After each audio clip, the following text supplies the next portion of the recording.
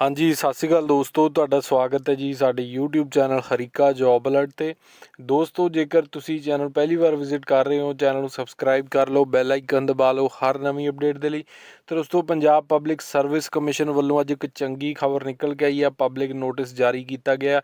वेरीअस जिहड़ियां रिक्रूटमेंट सीगियां उन्हां दियां एग्जाम डेट्स आ चुकियां ने। ਜਿਹੜੇ एग्जाम ने जनवरी, फरवरी, मार्च, अप्रैल ਤੇ मई 2022 ਦੇ ਮਹੀਨੇ ਦੇ ਵਿੱਚ ਹੋਣ ਜਾ ਰਹੇ ਨੇ।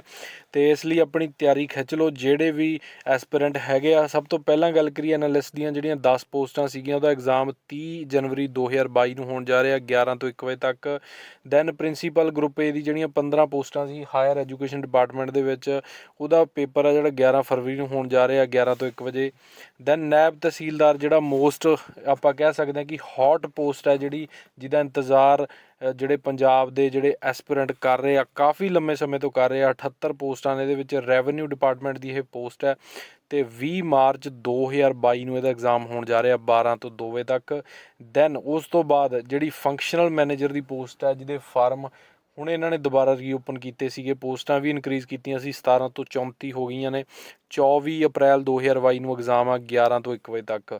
ਅਕਾਊਂਟੈਂਟ ਜਿਹੜਾ ਕਿ housing and urban development department ਦੇ ਵਿੱਚ ਰੱਖਣੇ ਆ, 8 ਪੋਸਟਾਂ ਨੇ। 8 ਮਈ 2022 ਨੂੰ ਐਗਜ਼ਾਮ ਇਹਨਾਂ ਦਾ ਹੋਣ ਜਾ ਰਿਹਾ 11 ਤੋਂ 1 ਵਜੇ ਤੱਕ। ਅਤੇ ਬਹੁਤ ਇਹ ਅੱਛੀ ਗੱਲ ਆ, ਬਹੁਤ ਸਾਰਥਕ ਇੱਕ ਖਬਰ ਦੇਖਣ ਨੂੰ ਮਿਲੀ ਹੈ। ਅਤੇ ਜਿਹਦੇ ਵਿੱਚ ਐਗਜ਼ਾਮ ਡੇਟਸ PPSC ਵੱਲੋਂ ਜਾਰੀ ਕੀਤੀਆਂ ਗਈਆਂ ਨੇ।